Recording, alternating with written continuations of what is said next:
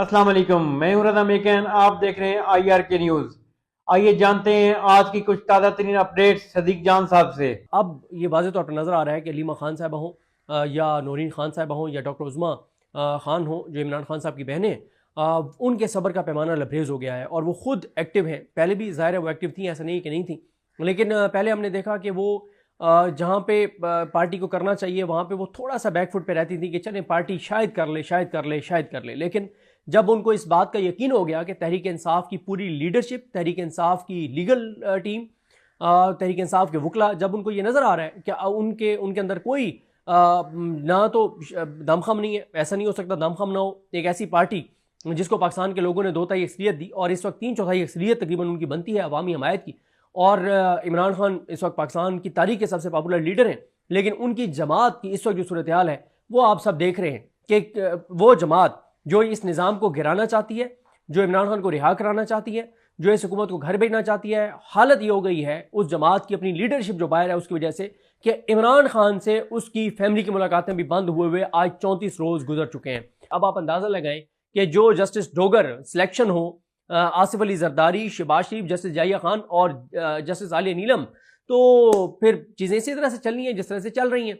तो अब हुआ ये कि ये पिछली बार तो ना मिले, आज इमरान खान साहब की बहनें और चंद वकला और PTI के लीडर्स 2-3 वो आके बैठ गए कमरा अदालत में। जब वो कमरा अदालत में आकर बैठ गए तो अब नज़र आ रहा था कि टेंशन बहुत बढ़ गई है। टेंशन इस तरह से बढ़ गई कि वाज़ेह तौर पर नज़र आ रहा था कि जज साहब जो है वो कमरा अदालत में नहीं आ रहे, क्योंकि उन्होंने डिवीजन बेंच में आना था और एक केस भी इंपॉर्टेंट था, आना भी उन्होंने लाजमी था। वकला भी बड़ी तादाद में बैठे थे। तो अब हुआ ये कि अलीमा खान साहबा को और उज़मा और नौरीन खान साहबा को, नियाज़ुल्ला नियाज़ी साहब, खालिद चौधरी साहब, इन सब को जो है वो चीफ जस्टिस के चैम्बर में बुलाया गया। अच्छा, ये अंदर गए तो पता चला कि जो चीफ जस्टिस कायम मकाम चीफ जस्टिस के PSO हैं नूर मिर्ज़ा साहब, जो कि पहले सेक्रेटरी थे आमिर फारूक साहब के, उनसे उनकी मुलाकात हुई। उन्होंने उनसे पूछा कि आपकी क्या शिकायत है। उन्होंने बताया कि इमरान खान साहब को और बुशरा बीबी का अलकादिर केस नहीं लग रहा, जस्टिस डोगर के 3 रुकनी बेंच के फैसले पर अमल दरामद नहीं हो रहा, 34 दिन हो गए फैमिली की मुलाकातें बंद कर दी गई हैं, पोलिटिकल लोगों की मुलाकातें नहीं करवाई जाती, और हमने कंटेम्प्ट ऑफ कोर्ट की एप्लीकेशन दायर की। अलीमा खान साहब ने भी, दीगर बहनों ने भी, अखुंज़ादा हुसैन साहब ने, हामिद रज़ा साहब, उमर अयूब साहब, आई थिंक शिबली फराज साहब, अल्लामा राजा नासिर अब्बास साहब, सब ने, तो वो दरखास्तें भी तौहीन अदालत की नहीं लग रही। तो ये उन्होंने कहा जी चले मैं चीफ जस्टिस से ना बात करके और आपको DB के बाद बता देते हैं। उनका ये ख्याल था कि ये चले जाएंगे। तो अब हुआ ये कि अलीमा खान साहबा वगैरह दोबारा आके कमरा अदालत में बैठ गए। फिर टेंशन बढ़ गई कि यार ये तो दोबारा कमरा अदालत में आके बैठ गए हैं, क्योंकि उन्हें पता था कि अलीमा खान अगर रोस्टम पर आ गई और अगर उन्होंने बात की तो बड़ी चीज़ें जो है वो मुश्किल हो जाएंगी चीफ जस्टिस के लिए। और फिर जैसे लोग सुन रहे होंगे, फिर इमरान खान की बहन बात कर रही हो तो फिर वो जिस जुर्रत और बहादुरी और दलेरी से बात करेगी, और करती हैं, वो सबको पता है। अच्छा, एक चीज़ और आज मैंने नोट की, मैं तो बड़े दिनों बाद गया हूँ, इस्लामाबाद हाई कोर्ट में चीफ जस्टिस की जो अदालत है उसके स्पीकर सारे या तो खराब हो गए, मुमकिन नहीं है खराब हो गए, अरबों रुपए से ये इमारत बनी, अरबों रुपए पाकिस्तान के अवाम के टैक्स से पैसों से। लगता यह है कि वो पीछे बंद कर दिए गए हैं, उनके कनेक्शंस डिस्कनेक्ट कर दिए गए हैं। अब पीछे बैठ के आपको पता ही नहीं चल सकता कि आगे आर्गूमेंट्स क्या हो रहे हैं और चीफ जस्टिस क्या कह रहे हैं, क्योंकि फासला भी बहुत ज्यादा है। उतना ही फासला है यानी जहां पे वकला की कुर्सियां हैं और जहां पे चीफ जस्टिस बैठे होते हैं, उतना ही फासला है जितना ये शरीफ खानदान वाले जब कहीं पब्लिक गैदरिंग में खिताब करते हैं तो इतना ही फासला होता है कि जितना दूर हो सके, ताकि दूरी ज्यादा हो। उनकी तो वजूहत कुछ और है, लेकिन यहां भी बहुत दूर है और कोई समझ नहीं आती कि वकील क्या कह रहे हैं और चीफ जस्टिस और अगर कोई जज साथ बैठा है डिवीजन बेंच में तो क्या है, तो कोई पता नहीं। अच्छा खैर, अब हुआ ये कि जब ये आके दोबारा बैठ गए अलीमा खान साहब वगैरह, अब बड़ी टेंशन थी, अमला बहुत टेंस था, कोई आ रहा है, कोई जा रहा है, कोई देख रहा है, कोई पूछ रहा है क्या होगा कैसे होगा। इस दौरान एक चाल चली गई, चाल ये चली गई, दोबारा बुला लिया गया अलीमा खान साहब वगैरह को। अच्छा जी आप आ जाए उधर चैम्बर वाली साइड पे आ जाए, दोबारा उनको अंदर बिठा के आपको चाय पिलाते हैं, उनको इंगेज कर लिया गया ना उनको बातों में। अच्छा तो वो केस कब आपने दायर किया था और किस किस का है, अच्छा ये, अब उनको थोड़ी सी चाल समझ आ गई कि कोई गेम है इसके पीछे। उन्होंने कहा जी आपकी बहुत शुक्रिया, बड़ा उन्होंने कहा जी चाय बन रही है, चाय बन रही है। तो उन्होंने कहा जी आपका बहुत शुक्रिया, हम आपके पास चाय पीने नहीं आए, हम आपसे ये बात करने आए हैं। इमरान खान को आइसोलेट कर दिया गया है और उनकी मुलाकातें बंद कर दी गई हैं, अदालत के फैसले पर अमल दरामद नहीं हो रहा, एनफ इज एनफ, हम जा रहे हैं कोर्ट रूम में। हुआ ये था कि प्लान ये था कि अलीमा खान साहब वगैरह को वहां पे जो स्टाफ है चीफ जस्टिस का, वो वहां पे बातों में उलझा के रखेगा और पीछे से ये आएंगे डोगर साहब और इनाम अमीन मिनाज साहब, वो जल्दी जल्दी 3-4 केस सुन के और उठ जाएंगे। लेकिन जैसे अलीमा खान साहब वगैरह पहुंचे तो उन्होंने देखा तो चीफ जस्टिस इधर आए बैठे, हमें तो उधर बिठाया हुआ था। खैर अब हुआ ये कि अलीमा खान साहब वगैरह बैठ गए और उन्होंने अदालती जो डेकोरम है उसका बहुत एहतराम किया। उन्होंने यानी नियाजुल्लाह न्याजी साहब आके पहली लाइन में बैठ गए। उन्होंने पूरा इंतजार किया कि जब आखिरी केस होगा तो मैं उठूंगा।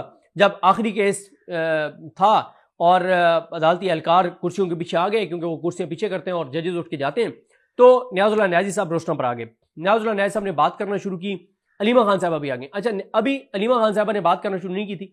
नियाजुल्लाह न्याजी साहब ने कहा कि वो केसेस हैं तौहीन अदालत, आपके फैसले पर अमल दरामद नहीं हो रहा, आपके फैसलों की तौहीन हो रही है, अदालतें मजाक बन गई हैं, और ये सारी बात उन्होंने की। तो चीफ जस्टिस ने कहा कि वो जो आपकी केसेस हैं वो इंतजामी साइड पे मेरे पास आते हैं तो मैं उन्हें देखता हूँ, तो आप बाकी जो मेरे सेक्रेटरी हैं उनको भी बता दें, उनसे आप मिल लें।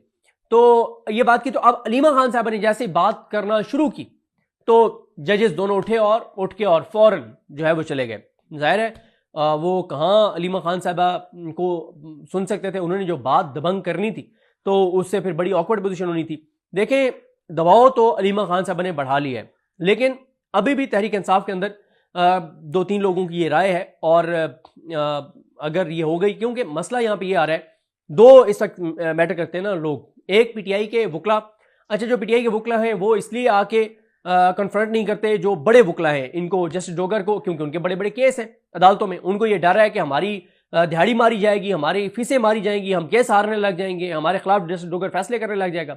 वो अपने जाती मफाद में वो आते नहीं है जस्टिस डोगर के सामने। इमरान खान की बहनें तो उनको तो कोई डर नहीं है, वो तो दलेरी के साथ बहादुरी के साथ खड़ी हैं। जो एमएनएस हैं पीटीआई के मोस्टली, उनको यह है कि अब हम जीत तो गए हैं, एवं पंगा लेने की क्या जरूरत है, हमारे साथ वही होगा जो अब उमर अयूब साहब के साथ होने जा रहा है। वो दबंग हैं, बहादुर हैं, जुर्रत के साथ खड़े हुए हैं, पीछे नहीं हट रहे, तो अब उनको डिस्क्वालीफाई करने जा रहे हैं। तो एमएनएस कहते हैं कि हम एक्टिव होंगे तो हम डिस्क्वालीफाई हो जाएंगे। तो ये हालात हैं कि इमरान खान के केसेस में सिर्फ शिबली फराज साहब थे, इमरान खान की बहनें जहां पे आई वहां पे एक एमएनए शफकत अमान नजर आए, बाकी एक फैसल जावेद और ये अखुनजादा हुसैन और ये लोग थे। यानी आप अंदाजा लगाएं, ना पीटीआई की मरकजी लीडरशिप साथ आई, ना इमरान खान के केस में, ना इधर, ना वकला सीनियर वकला उनके आए। तो ये हालात अगर होंगे तहरीक इंसाफ के, तो फिर इमरान खान के साथ यही होगा जो हो रहा है, फिर इमरान खान के साथ इससे बदतर सलूक होगा जो इस वक्त हो रहा है।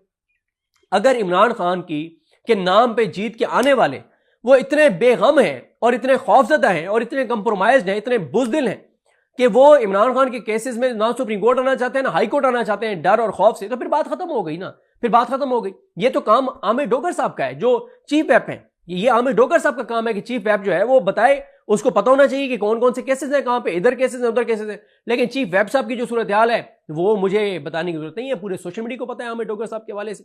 तो चीजें जो है ना वो इतनी अलीमा खान जो कर सकती हैं उन्होंने किया है। कुछ 2-3 लोगों का ख्याल यह है कि तमाम एमएनएस को इकट्ठे होकर सुप्रीम कोर्ट में जाना चाहिए और चीफ जस्टिस की अदालत में जाके कहना चाहिए कि ये आपकी अदालतों के साथ हो रहा है और आप मेहरबानी करें। अगर आप लोग, वही जो अलीमा खान ने कहा है कि अगर आप लोग इंसाफ नहीं कर सकते तो छोड़ दें इन कुर्सियों को। आप पैसे अवाम के टैक्स के पैसों से तनख्वाह लेते हैं और आप इंसाफ करने के पैसे लेते हैं, केसेस के फैसले करने के आप तनख्वाह लेते हैं।